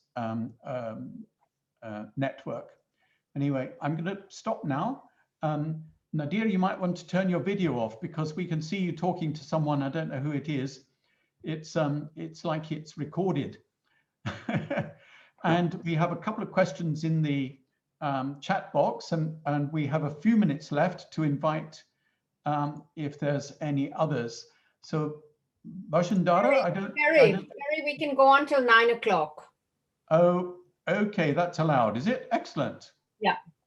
Right, okay. So we can take the questions from the chat and anything else from members of the audience, and then maybe go back to all the panelists at the end. So we have a little time. Excellent, okay. So there's two questions which are sort of linked from Bashundara that to the Sundarbans research, as you mentioned, migration is coping, but a large population in the Sundarbans practices immobility, both voluntary and involuntary. How do you then see immobility in coping adaptation? And then it goes on, you speak of the lack of identity and rootedness, and people are willing to leave the Sundarbans for work. But then there is more seasonal migration than permanent migration. Does seasonal migration have no connection with identity in your case? So I'd like to ask I hope Sundarbans people had a chance to see those in the chat box to prepare some responses. Has anyone want to respond on that? I'll say a few words really quickly and then I'll pass it on to Upasona if that's okay. Thank you, Shababa. Yeah. Yeah, okay. So I was reading the question, and even when I was writing this, the presentation slides, I do realize that identity is something that I cannot say as a collective. We spoke to a few people, and those people, like Annu has also reiterated, those who do not have land and who depend on the Sundarbans in extremely dangerous conditions for their livelihood always want to go somewhere safer, somewhere where there's more security. It doesn't necessarily reflect their love for the place they're born in. It is more to do with the fact that they need to be safe and sheltered. However, I do agree that there is more seasonal migration rather than permanent, but there are more problems or insecurities related to permanent migration. For example, when you migrate to urban cities, there's a lot of unplanned urbanization, especially in the Bangladesh end. You may end up in a poverty trap where you will go to a city and not have jobs. And if you do not have connections and networks, it's also very difficult to migrate permanently. So seasonal migration is more of an option that is taken by people because of that reason as well. But it is true that identity is extremely personal, and I would never be able to comment on it as a collective, how one chooses to define their identity. So that's what I would say, but maybe Upasona can further complement it. Thank you. Thank you, Shababa. And I think I also have read the questions, and my reflection is quite similar to Shababa. These people are definitely migrating not by choice, by in terms of force. So here we need to identify or give a definition clearly that what is the forced migration or what is the planned migrations. So there are a lot of layers within the migratory population from both the Sundarbans, both India and Bangladesh. So some people, the creamy layer of the educated elite, they are moving as a choice to have a city life, or they don't want to belong any further to this uncertain land. But at the same time, the majority of the Carry on, yes. Yeah, so the majority of the populations who are migrating seasonally, they taking it as a alternative to livelihood restorations. So there are complexities, there are layers within this migratory population also, and we cannot say that's it's related to identity. So what we feel we saw in the ground that most of the people, especially who are seasonally migrated, they have a strong kind of feelings that they are from the Sundarbans.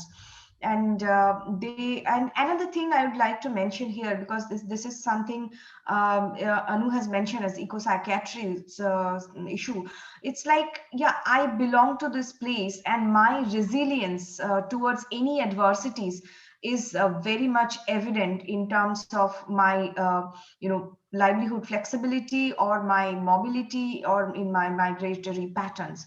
So this kind of deep feeling of I am a fighter, or I have my aspirations, even in the woman in the Sundarbans, this is very prominent, and this is I feel that this is very much grounded as a people's perspective in the Sundarbans. Thank you. I think the next question is from Jayoti, who would be interested in learning how these livelihood traditions linked to or influenced by adjoining national or regional markets, including cross-border trade between India and Bangladesh. What's the role of regional trade and the private sector in these transitions? So I hope you've had a chance to look at that as well.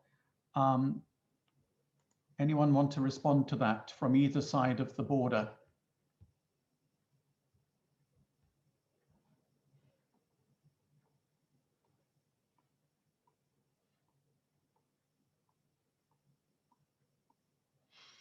It's perhaps difficult because the project hasn't really been looking at cross-border trade. Terry, can you repeat the questions? I'm unable to find it in the chat box. Yeah.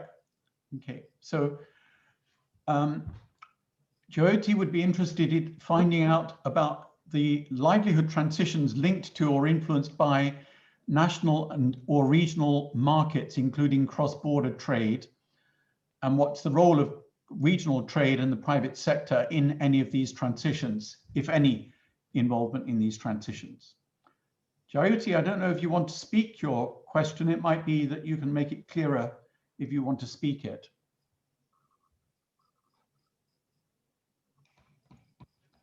Hi, Terry. Can I go ahead? Yep. Yeah, please. Yeah, thanks, Terry.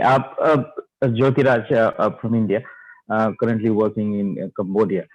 As we're talking about adaptation, we do realize that there is a great role for market and market-based instruments.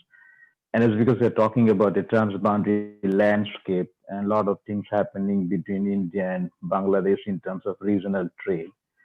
So I was just wondering how this transitions from agriculture to aquaculture, then to crab, which colleagues were mentioning, how is it sort of linked to some kind of a regional trade, and how does that impact the adaptation or the resilience among communities in the Sundarbans? Yeah, Terry, shall I go ahead? Go ahead, Upasona. Maybe our discussants also can add. Exactly. That's I think it's a very relevant point. But as we know, that's the learning, the adaptation related learning is at present is very much lacking in these two regions. So maybe it needs so forget about the cross boundary market analysis or market relation. So that's maybe a very later stage, but that is a very important point that should be there as a part of transboundary initiative. So maybe Annu, Amites, and Nadir could reflect more on these questions, because we also wish to learn, wish to hear from you. Can I add one point here? Please, Nadir. Yep.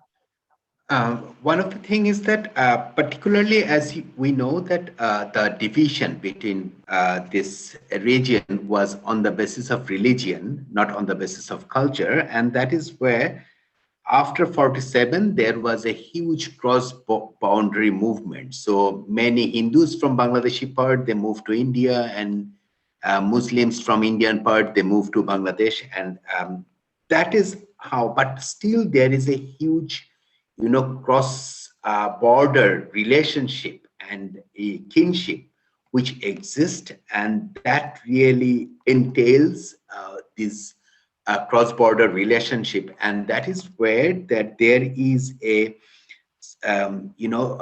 through the river there is a transportation service from Bangladesh by the edge of Sundarbans to Kolkata, and that was one of the connections which established in 1972.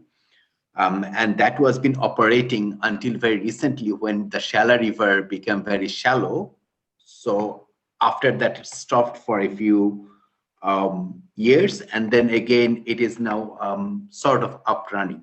So there is a, a continuous relationship. The other thing is that in the southern part of the country, they produce huge amount of coir, the coconut. So the coconut coir, normally, if you would see that global export, India is the lead, and a lot of the Bangladeshi fibers, coconut fibers, they are exported to India, and from India, they have been processed and exported to the southeastern part of northeastern Asia, like Korea and other countries. So there are small level of business relationships that is ongoing, and coir is one of them.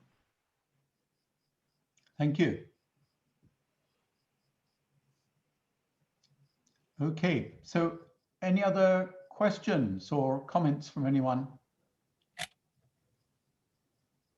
Okay, I do have some points.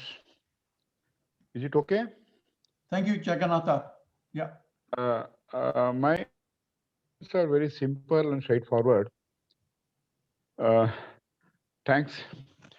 I am of the opinion that we are understanding very little of ecological issues. Ecosystem is one word a development paradigm most abuses. Look at the migration phenomena. It's already on. Butterflies move from southern part of UK to northern part because of climate change documented decades ago. Now, demography of Europe. You look at America.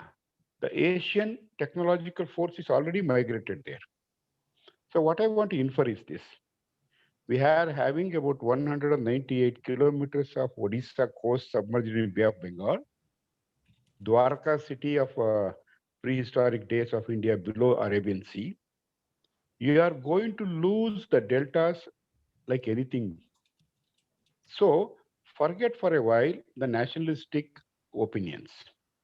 I appreciate Nadir because he was very, very sharp in telling how the nationalistic bias is really defeating the historical ecological necessities. So I want to conclude or infer like this.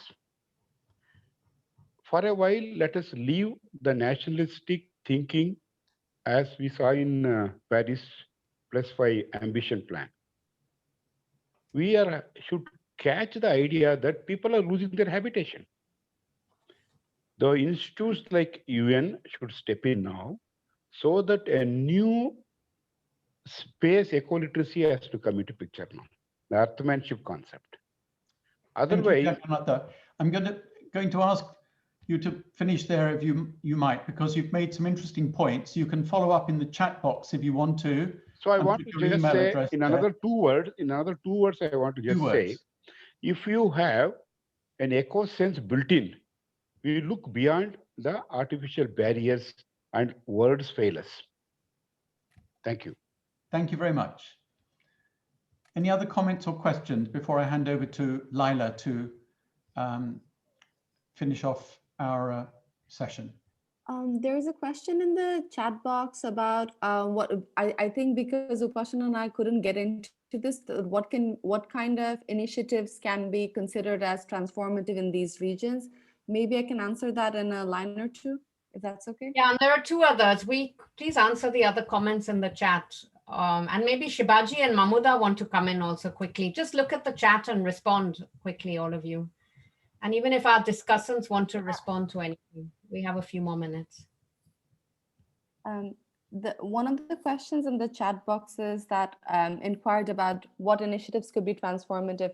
In our idea, what we think could be the criteria for transformative is still being understood, and there's no concrete answer for that.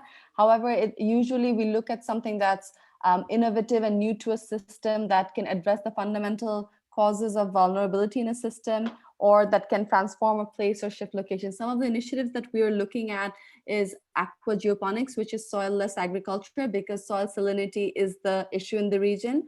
We're also looking at one of the other projects called Pratik Project, where women are empowered by giving women who are into farming telephone technology, mobile phones, so they can get climate information and data.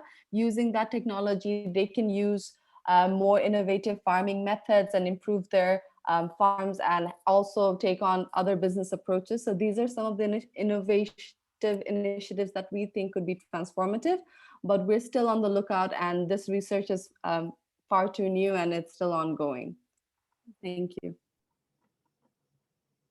Thank you very much. Was there another chat box question to respond to? I can't see them actually, so can somebody help?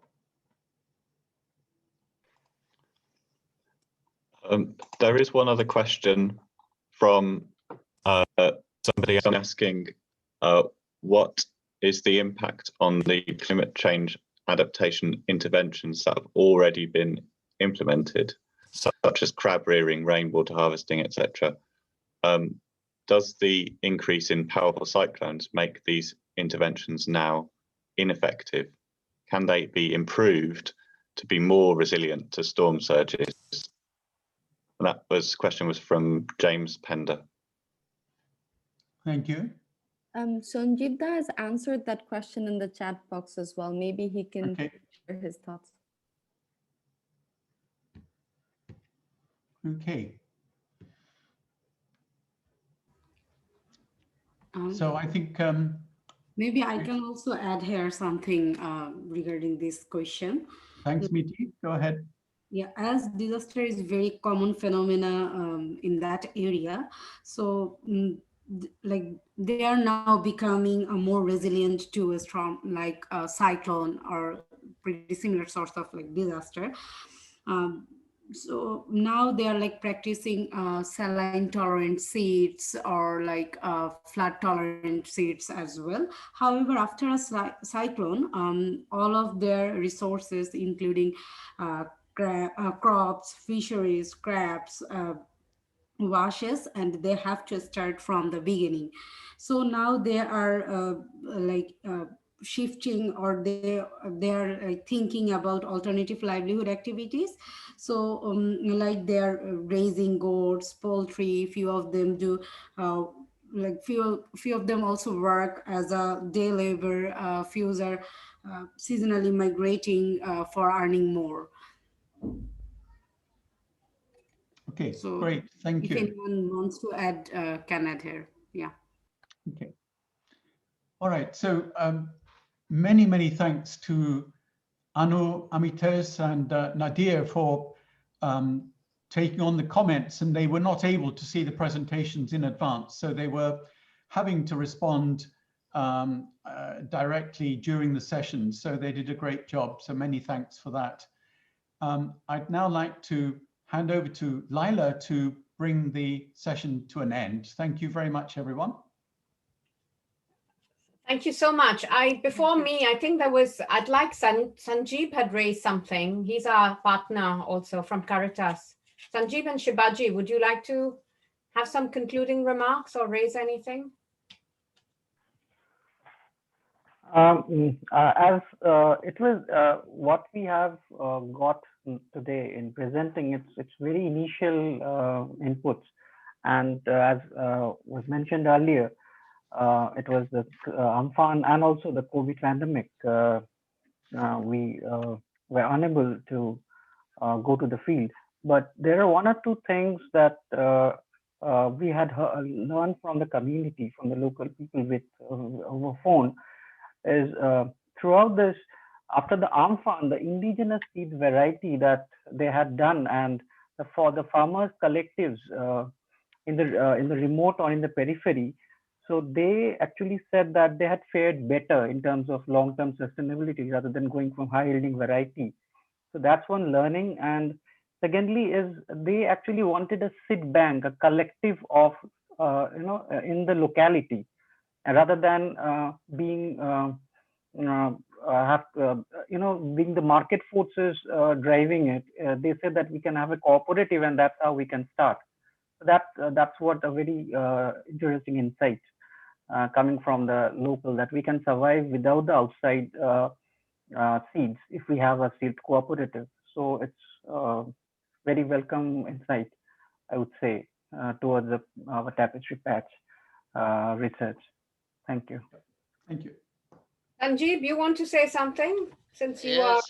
Yes, thank you. I have a comment that the people of the area, it said we have no need any relief, but embankment, sustainable embankment only.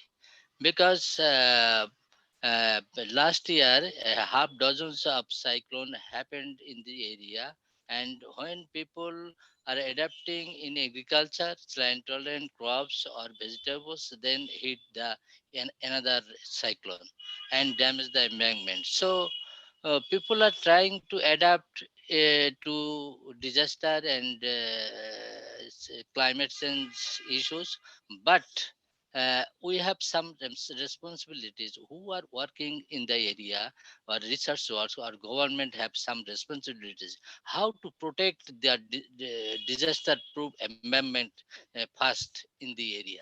Because people's demand is only sustainable environment. So we should rethink this matter, these issues. Polder work with sustainable polder system. Thank you. Thank you, Sanjeev. Can I just, with Terry or Lila's permission, can I just add, just quickly sort of add to what's been going on? Now, I got a comment from James Pender, I think. I thank James for your comment and the question that you raised. Maybe that requires a kind of a session of this kind, perhaps once again, to sort of get back to you. But certainly I'm going to send my email to you, write this down to you.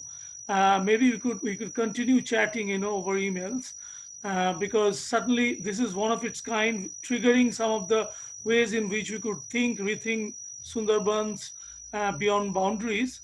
But many more sessions, I'm sure, would address many queries and questions that been constantly, sort of we have as we look at this delta and engage. Thank you very much, Terry and Tapestry, the whole initiative that wanted to think about Sundarban beyond boundaries. I thank you all for this wonderful and warm invite. Welcome. Can I just say a few words? Yeah. I really thank all of you. And I think, Terry, this idea of Global Delta Solidarity Network is fantastic. As Nadir was saying, yes, the importance of really working together, and Bangladesh has been forward in thinking the Sundarban. The embankments there are so much better, for example, and were made paka, as we say, already in the 60s, whereas in India, a lot of them are still mud embankments. So I think that in a way, Bangladesh has had a lot more concern for the Sundarban, and this is reflected in the kind of policies we see today and the difference between the two countries. So I think, yes, they should be working together a lot more. And thank you so much for enabling this today. Great. Thank you so much to our discussants, Annu, Amites, and Nadir. And it's really the start of a dialogue. There's so much to talk about in terms of the Delta. There's a lot we've done in Tapestry that we couldn't present. We have looked at things historically also. We've looked at this idea of reclaiming and what that meant and dealing with uncertainty, and also the views of the above of the people and the complexities. And I think, as Annu said, there's so much complexity in terms of culture, the intergenerational stuff we haven't been able to tease out, because clearly there are some who want to go and others will say, this is our home, even though we've only been here. We haven't been here that long. And, who defines place? Who defines attachment? And how do we deal with these things? And also the role of policymakers, the state. Obviously, Bangladesh has managed much better, and there's a lot that India can learn in terms of climate change adaptation. that even in both places, displacement, resettlement, these are huge issues, very political. And I hope we'll be able to carry on. I mean, everybody says this is such a resilient place and people get by, but also there's a whole politics around resilience and who's paying the price and what do we do about that. So I hope we can get together with some of these other people named. So this is just the start of a dialogue. So let's carry on. And thank you very much. Also to Gobeshona, to my Tapestry colleagues who presented, and also Gobeshona for giving us this platform for this first dialogue, and I hope it's one of many.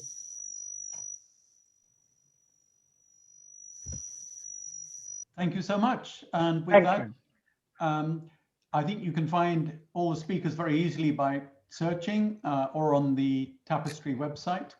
And again, love to thank the Gobeshona and ICCCAD staff who have worked so hard, including late nights and weekends, to make this happen. They've been sending emails at all hours, and it is very much appreciated because I think it's made these two sessions go very smoothly.